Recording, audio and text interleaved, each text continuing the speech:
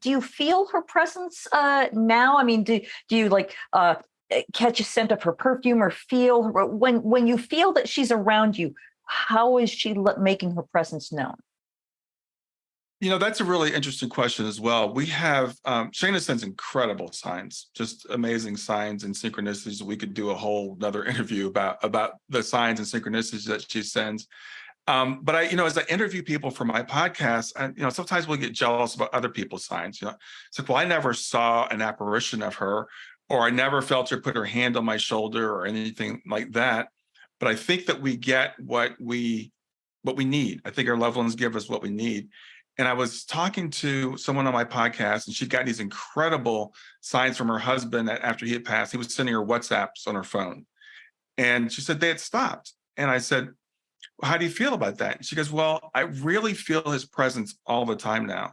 I feel him like if I'm driving in the car. I feel like he sometimes takes over when I'm driving in the car. And so what that led me to believe is like, I think sometimes our loved ones is like, we don't need the signs anymore. Just talk to me. Just talk to me like I'm there. Some people say it helps for them to speak their names out loud. I don't usually speak to Shane out loud. I do in the morning. When I look at the picture, I say good morning to her. Usually, though, I just communicate with her, in my mind.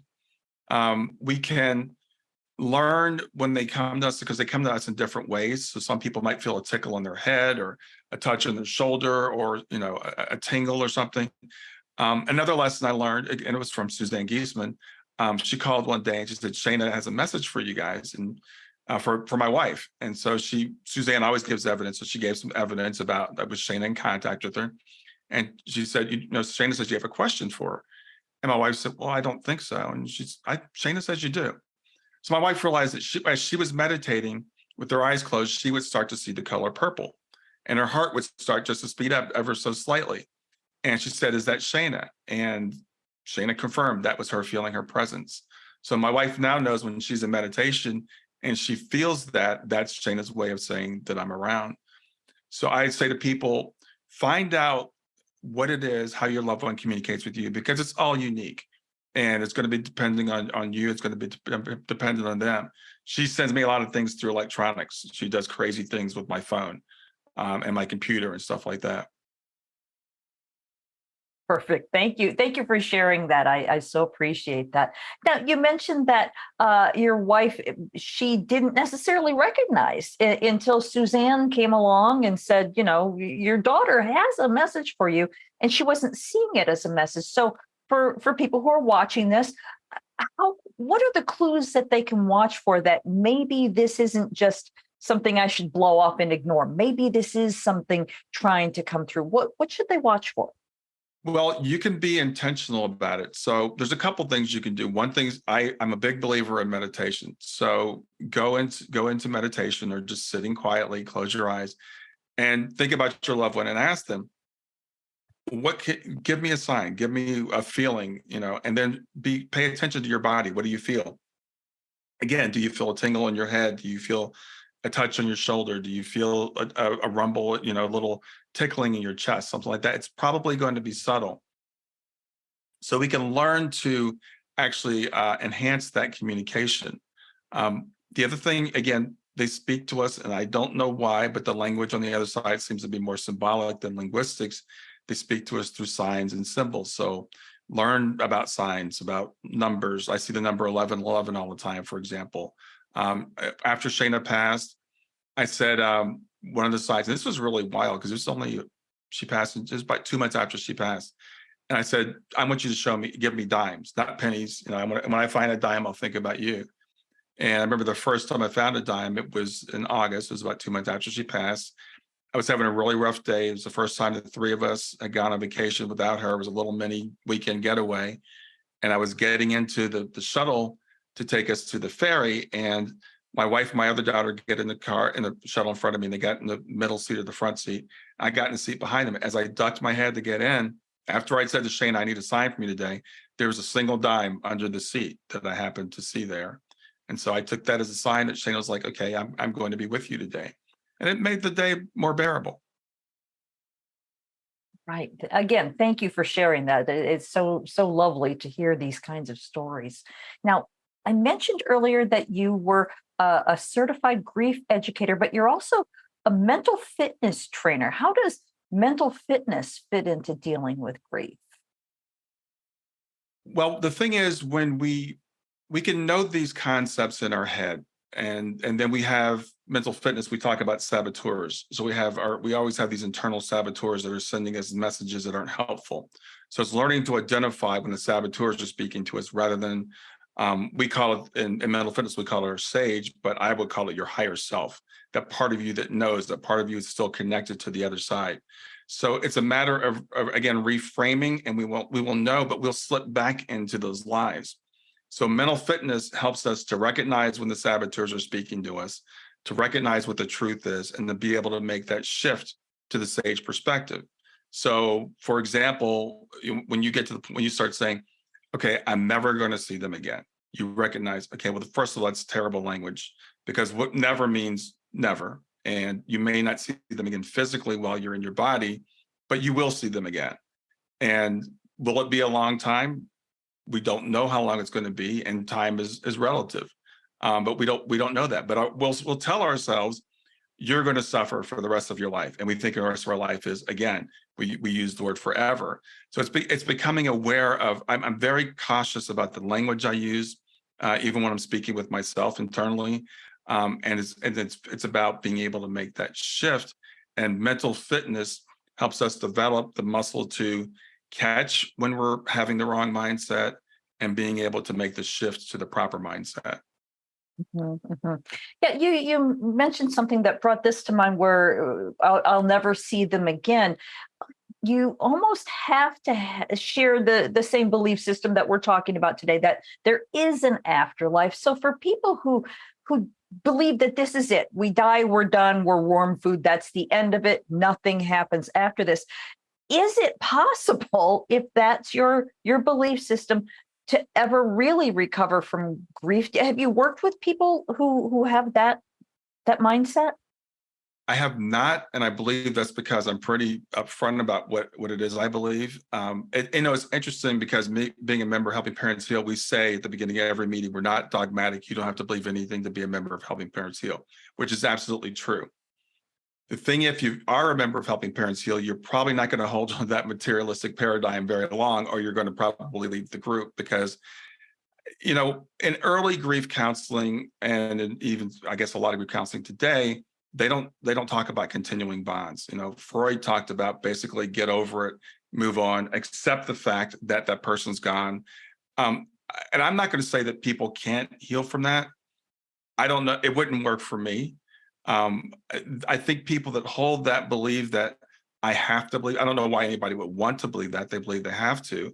And I tell people, there's a lot of evidence for what I believe. It's not just a matter of wishful thinking. It's not just a matter of what I believe. She's a very good friend now, and she challenged me. She said, show me some evidence. So first of all, I sent her to an incredible medium, and she gave the medium a fake name, a fake credit card number, and everything. And the medium just blew her away. And they became very good friends to this day. And then I started sending her evidence. I'd like, read books by Bruce Grayson, read books by PMH Atwater, read books by Penny Sartori, Gary Schwartz. I started just naming Julie Beischel, start naming all these research scientists who have studied the afterlife. And she came back to me, she said, why didn't I know any of this existed? And I said, that's the thing. It does exist. There are people that have studied this, people that they're research mediums who have been tested and under scientific conditions.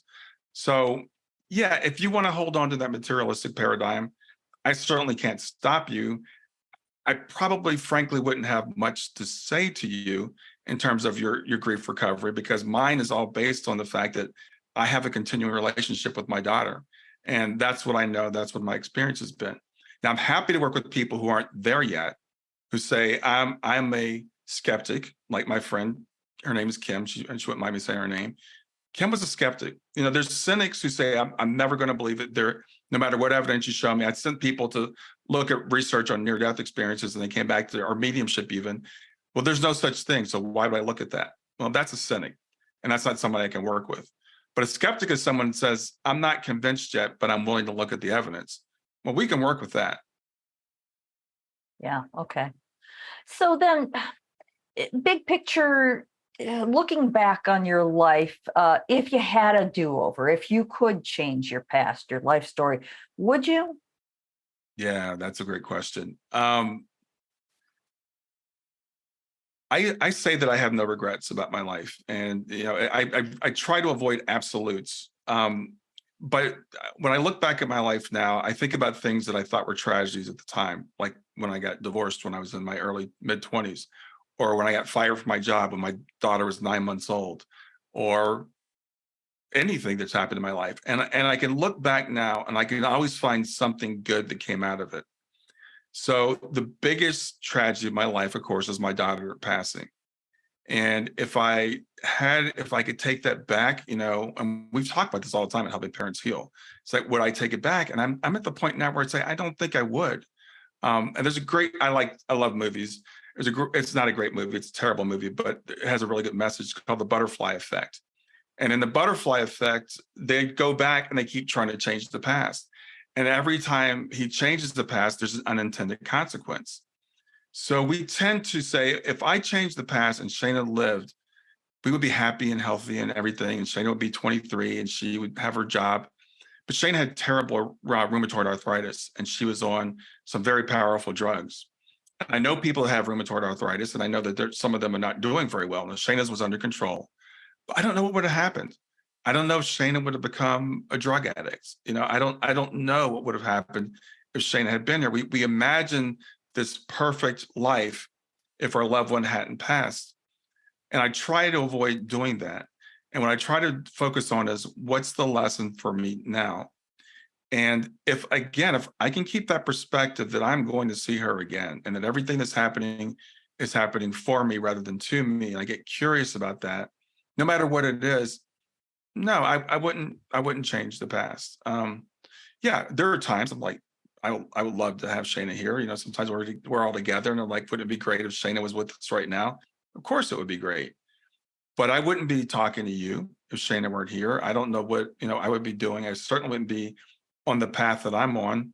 I wouldn't be touching the people that I touch to help them with this message. So I wouldn't have that. That's something I do know. And I think that we deemed it worth it when we made this agreement, going back to the agreement, that it was going to be worth this for the temporary separation for the growth that we're both going to get out of it. Right, right. And the help that you offer to other people. I think this would be a good time to mention your website. It's grief2growth.com. And that's a number 2, grief2growth.com. Right. What will people find if they visit you there? Well, what they'll find out more about who I am, how I work with people. I do work with people one-on-one and do grief coaching. I also teach positive intelligence or mental fitness to people. I'm actually in the process of redoing my website, so I'm going to have a resource page there soon.